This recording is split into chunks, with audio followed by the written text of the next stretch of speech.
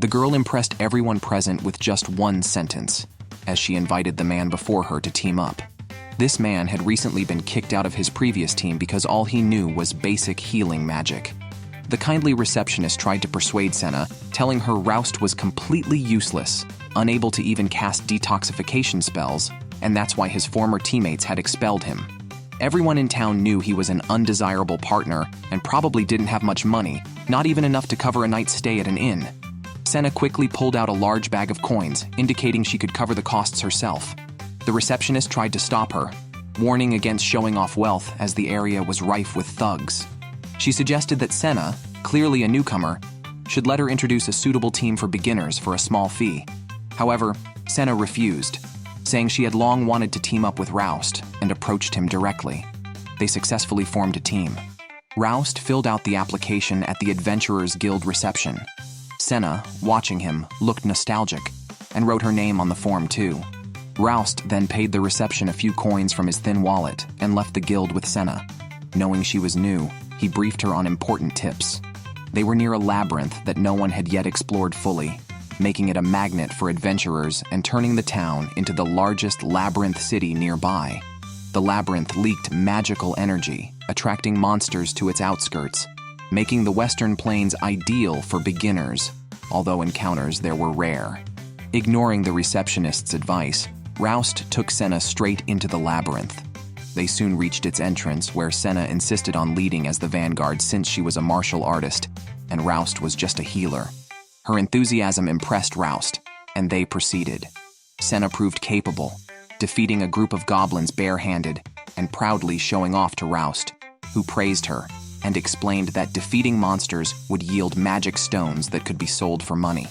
The stones, storing magical power, had many uses. Senna, eager to learn, listened attentively. The magic stones from the goblins they defeated weren't very valuable, but could cover the lodging for the day. Rous suggested they go deeper. Senna agreed, and they narrowly avoided a trap thanks to Rous's quick reaction. He marked the trap with a stone, which immediately caused the floor to collapse, revealing spikes and impaled corpses below. Rous, a healer by trade, had developed keen observation skills over time. As they talked and moved forward, they encountered a minotaur, a mid-level demon not usually found so close to the surface. However, together, they felt confident they could take it on. Hearing Rous's instructions, Senna wasn't scared at all. She jumped down immediately, rushing forward to fight the orc. However, the orc's body was too tough, and it was difficult to harm it with bare hands. Meanwhile, flying debris scratched Senna's skin, and she almost got hit by the orc. Luckily, she managed to jump out in time. But as the orc pursued her triumphantly, Senna had no escape. Just in time, Rous stepped in front of her and defeated the enemy with one blow, making it look effortless. When Senna asked, Rous replied with the usual explanation that long experience in the field had taught him some close combat techniques. Noticing the scrapes on Senna's arm, Rous ignored her objections and healed her, then checked the fallen magic stone. Although the stone could fetch a good price, they decided to move deeper into the labyrinth and brought back a large bag of magic stones to the guild. The receptionist immediately realized they must have ventured deep inside the labyrinth. Senna quickly explained it was her idea and that they encountered the orc above. The receptionist was not surprised, noting that the guild's upper management seemed busy with some labyrinth issue, which wasn't her concern. She eagerly bought all the magic stones, and they earned a large sum of money, much more than Rous ever got with his old team. Realizing he had been deceived by his former teammates, Rous felt no desire for retribution now that he had a new partner. As Rous left the guild, a man upstairs was watching him before going down to inquire about him with the receptionist. Learning about Rous teaming up with the blue-haired girl and that they went to an inn, Senna wished to stay in the same room with him, but they could afford separate rooms. After a hearty meal, they retired to their rooms, and Senna fell into childhood memories. She had been saved by Rous as a child and had been drawn to him ever since, deciding to become an adventurer and protect her savior. Now, her dream was realized. Hearing that Rous had been expelled from his team, she hurried to the town, though Rous didn't recognize her, perhaps because her hair color had changed. Senna comforted herself, thinking it was okay as long as she could protect him. Meanwhile, she wondered why others said such a capable person was incompetent. Rous was expelled from his team because during an encounter with a tough nine-headed hydra, a female teammate was poisoned. Rous, though a healer, lacked detoxification skills, leading to disdain from his teammates. However, Rous had previously advised them to prepare antidotes, which they deemed too expensive and blamed him, unfairly accusing him of incompetence in detoxification. One was poisoned, another too timid, and another a healer who couldn't fight. Seeing the situation deteriorating, the blonde adventurer turned and ran, followed closely by the timid mage. Left with no choice, Rous had to retreat as well, carrying his poisoned teammate. The nine-headed hydra simply watched as they left, not pursuing them at all. Upon returning to the Adventurers Guild, the blonde publicly announced that Rous was expelled from the team. Despite their own lack of preparation, they blamed Rous, eventually ousting him by a vote of 3-1. This incident has bothered Rous ever since, and it wasn't the first time. He had been deemed incompetent 6 years ago as well. Despite this label, he joined a small team, hoping to prove his capability. However, they only used him as a shield and bait. After escaping from a beast's clutches, his teammates faced the creature's brutal revenge. After leaving the labyrinth alone, Rous encountered a group of goblins attacking a carriage. A little girl watched in terror. Without hesitation, Rous charged in, fighting the goblins with a stick, determined to save even just one small life. After all, as an orphan of the labyrinth, he had little to lose. Rous didn't die. When he next opened his eyes, he saw the unharmed girl and the knights who had arrived in response to an emergency call. The goblins were already dealt with. Rous didn't credit himself for the rescue, still feeling inadequate. Yet the girl earnestly thanked him, saying his efforts had bought them time until the knights arrived. She even complimented him, calling him handsome. Rous noticed scrapes on her arm and healed her. He shared his experiences in the labyrinth, moving the girl to tears. Inspired by his stories, she decided to become an adventurer when she grew up and protect Rous. After parting ways, Senna left with the knights. Rous knew she was a noblewoman and unlikely to become an adventurer. Nevertheless, her words gave him the courage to continue his path.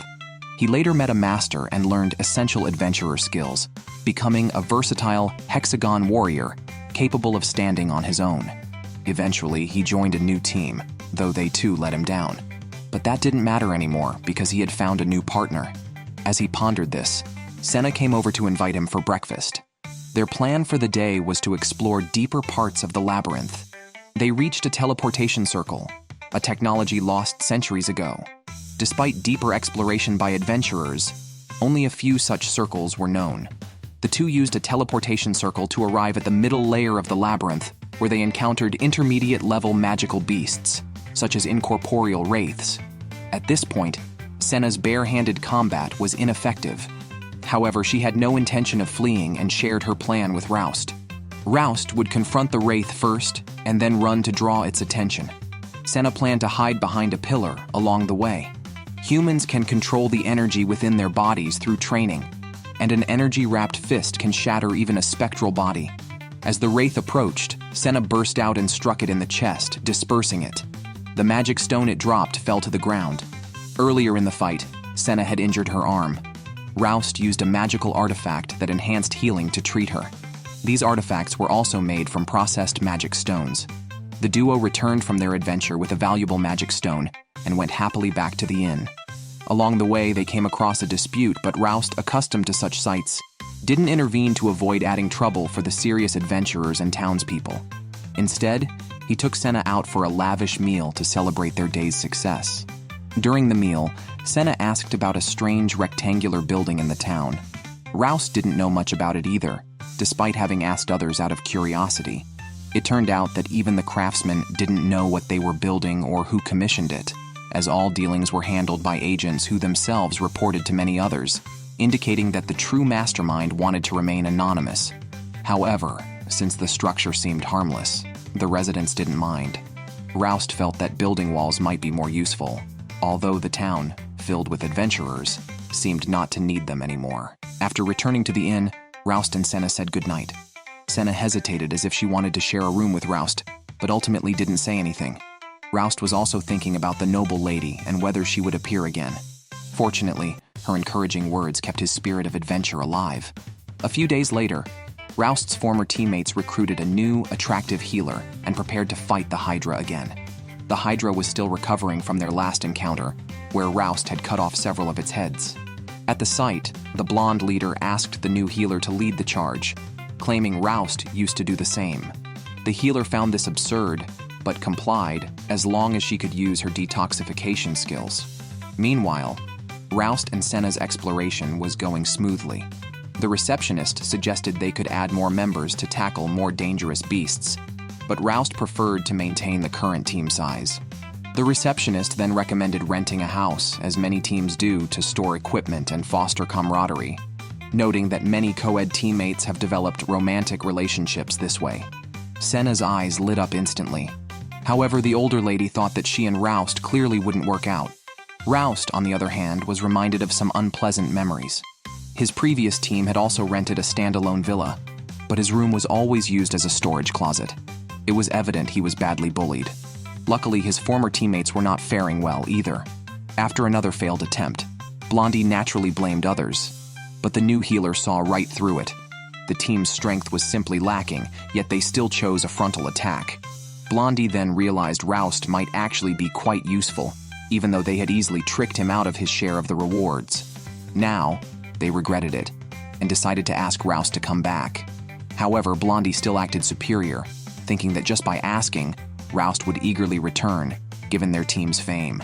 So the next day, they approached the Adventurers Guild and publicly invited Roust to rejoin their squad.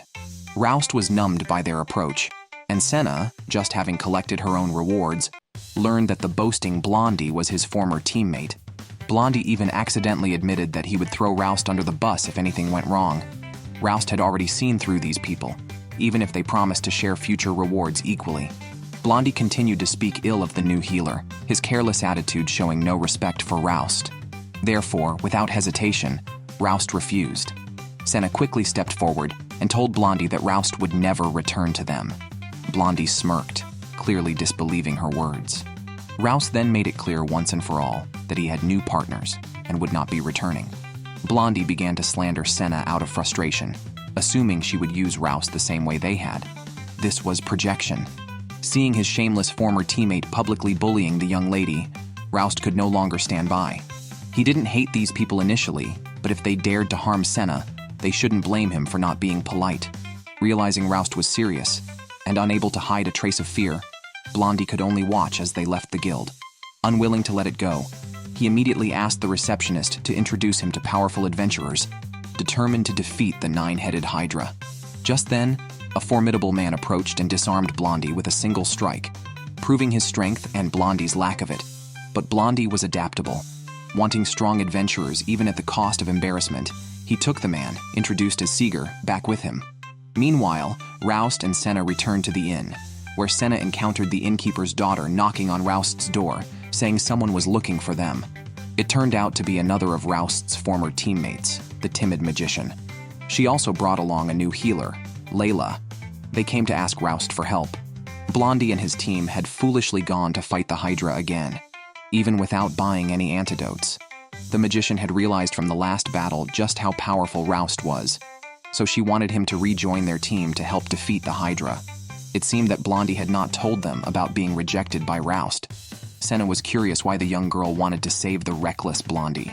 The young girl knew Blondie had many flaws, but they were still teammates. Hearing the word teammates made Senna angry. If they were teammates, what was Roust then? The young girl cried, saying she was forced into it, and if she didn't comply, she might have been the one kicked out of the team. She was just a novice adventurer and lacked the ability to discern right from wrong. But now she knew Blondie was wrong. Yet she couldn't bear to watch her former teammates walk into their doom. Layla told Roust that during her unconscious moments, the girl had been calling out his name, wanting to apologize. Roust softened in the end. He didn't hate these teammates and would not return to the team, but he would help them this time for old time's sake. Then the innkeeper brought a feast for the young girl to enjoy. Layla and the three of them stepped aside to discuss. Remembering Blondie's past comments about Layla, Roust kindly reminded her that this team was not a good place to stay long-term. However, Layla couldn't bear to leave the young girl, so the matter was temporarily set aside. To their surprise, upon their return, they saw Blondie had brought back a new teammate. Layla and Seeger seemed to know each other well. Layla quietly asked Seeger if he had taken on another troublesome task. Initially, Seeger denied it, but noticing the huge sword on his back, Layla asked if it was stolen. Seeger quickly explained that he had officially inherited it from his master, inadvertently revealing his true identity. Satisfied, Layla did not press further. After regrouping, the small team set off to fight the Hydra for the third time.